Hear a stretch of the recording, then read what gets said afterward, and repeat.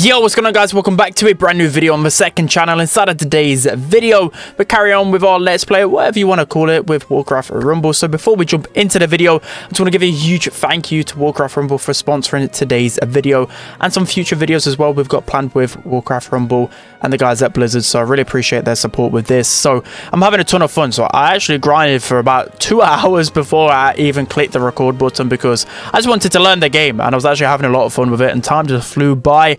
So the kind of goal for today's video, and then in the next video we'll be actually playing dungeons for the first time, is unlocking dungeons. So I just want to beat the boss because I've actually started to struggle with a few of these campaign missions. It's actually given me a bit of a challenge. I'm having to think through things. I didn't want to admit it, but I actually died to the bot a few times. I don't know whether that's actually a thing that happens too much in Warcraft Rumble, but I'm going to play a boss game, play a few games of PvP, and then wrap things up again. I was actually completing a few of these quests as well to get some extra gold. I probably need to start spending some of this. I don't know what the most efficient way to spend your gold is. What I'm probably going to do is just trying to unlock as many troops as possible, because in PvP, the player levels don't matter as much, which I really like. So it's not very pay to play in that sense. It's quite balanced. But in your campaign missions, it does matter a lot what troops you upgrade or whatever else. So I just need to burn through my coins and just buy whatever. I mean, I'm not even playing the Harvest Golem whatsoever, but we'll just level him up. Why not? I don't even know if I've got the polymorph troop. Let's have a look. Yeah, I'll just unlock that. There we go. Just unlock as many characters as possible. We earned these coins, so you may as well to go through it. Let's have a look. Let's get up our Warsong Raider. God, we have a lot of coins. I don't think we've got vultures either.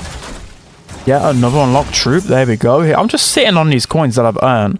I don't think I've got fire elemental either. There we go. How many troops have we just unlocked through that? We unlocked a ton. I think at least 4. But yeah, let's jump into the first mission then.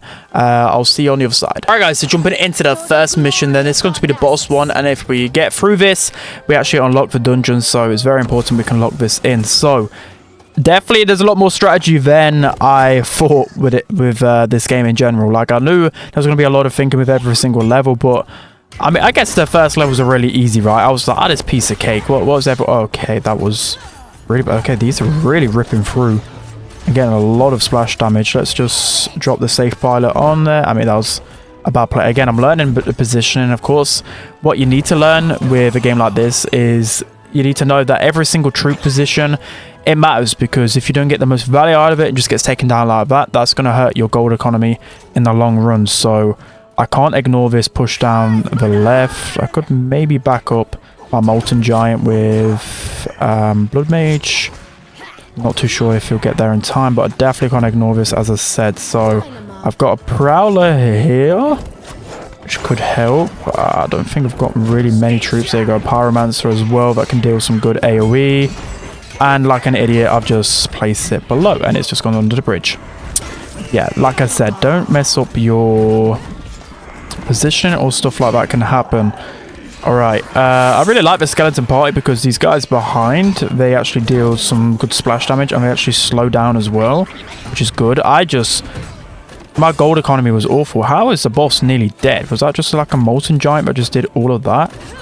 I swear that is a lot of damage. I don't even know what was happening up there. It's literally one shot. But we've got to be careful ourselves here. I'm going to place down some of those guys. I forgot what they're called. I think they're called the bandits. But I actually learned what they were for the last level, because there was a lot of prowlers, and I had to like find like a troop that could just like divert their attention a little bit. And I was like, okay, these guys are actually good. Like, they go in this, they stun, like they get a lot of value for a 1 gold troop. Let's see if the Pyromancer wins that. Okay, no, they lose that. So I'm actually going to place my Molten Giant there and place a miner behind it. I kind of want to start funneling down the middle, because that's a lot of gold that I want to get. So let's place the BLOODMAGE down there. Some good splash damage. I really like the BLOODMAGE. He deals a lot of damage. Of course, it's a bit squishy, but deals a lot of damage. We can just go through the middle here. Gonna put a Pyromancer down there as well. Gonna go with a safe pilot maybe, or a skeleton party once some of these troops start to lock in. I mean, the Prowler's just gonna go in, and he's just gonna finish off the job. I mean, here's me saying there's a lot of strategy involved, and the boss mission was actually the easiest that I faced. I did switch up my squad quite a fair bit, by the way. And what do we get here? We get the chance to unlock a new army leader, I think, or just a troop. No, just a new troop. We're gonna go with Necromancer because we just love Necromancers, so we're gonna just unlock him straight away. We've unlocked an army slot for your leader. Okay, army slots give bonus levels to minis with a matching trait. Leaders can upgrade their armies slots by conquering dungeons. Nice. So we've unlocked dungeons. We'll go through that in tomorrow's episode instead. Dungeons are free map challenges with special... Okay, that is pretty interesting. I'm excited to try out dungeons, but today we're going to go into some PvP. With PvP, there's different challenges and whatever else. So there's bounty hunt, collateral damage, and dragon towers. So that will definitely affect your squad, well, your army. But again, I'm a bit of a noob, so I need to learn for myself, and I guess there's going to be different strategies around this one. But let's just go into a few games here, just trying to get to grasps of the meta myself. Maybe I can switch around the squad after this game, but I'm just going in blind. I have no idea what to expect, but this is just how it is. I'm a noob trying to tackle this game for the first time, okay? Bear me some... Don't try and laugh at me too much, that's what I was trying to say. Alright, so there were the bandits. I think they're invisible, so we need like something to grab their attention. But then they're really weak once they... Yeah, the stun effect actually is pretty good. Like, look at that. For a 1 gold troop, you know what? That's very underrated. Okay, we're actually against a real player here, so we need to kind of focus up a bit. Okay, so we place something down there. They just deal melee damage, so we don't really need to be too scared of that one. I'm going to place a miner down there. We've got our Pyromancer, I think. There's so many Mancers, I don't even know. Right, I just love the Molten Giant strategy. It just... I don't know what it is. It's just so scary, right? Like, how do people deal with something in behind a massive giant? They just can't deal with it. So we put our Blood Mage down there. We've got a skeleton army that can flank. Okay, that was a bit too close to... Okay, from what I learned from this already is that it might... My squad might not actually be that great for this modifier because that does AoE splash damage. And the more troops there are, the more value it gets. Okay, that was a bit of a bad play. So let's just gather our gold here. Again, put Molten Giant in the back. Always effective. I mean, maybe not end game, but early game, it's a good strategy, okay? It's definitely a good strategy because people just don't know how to deal with it at low levels. They really don't. Alright, so place the Pyromancer behind there. We'll go with another miner because there are 2 golds that we can get. We're just going to go with a Prowler there just to clean up a bit of a mess and to hopefully kill that miner. Okay, we can go with our Blood Mage here as well. We can go with those guys as well. Another Pyromancer. We're cooking right now. Again, we've got to be a little bit careful because I mean, we might as well just put that guy in the back. I mean, we are about to win this game. Okay, we can't literally put it on the base. I thought we could do that. We could do that in campaign missions, but not here. But again, that tower is doing a number on us. Okay, we need to put Prowl in the back before we waste a lot of gold. This guy's just barely surviving. Like, we have just been all over him all game. Maybe we can go with like... Oh, bro, can we not literally put that on a tower? I thought we could. Okay, we just wasted more. This is actually hilarious how bad I am, but the Prowler just finishes the job anyways. But let's get into one more game really quick to wrap things up. So the Molten Giant might not actually be the best strategy. I don't know. It's like... It's hard to know what to really go with Dragon Tower, but if I take a quick look at my squad, there's not really anything else that I'm comfortable playing. It's probably... I don't know, this might be good. We just need to not group our troops up as much as possible. So let's get into the final game here.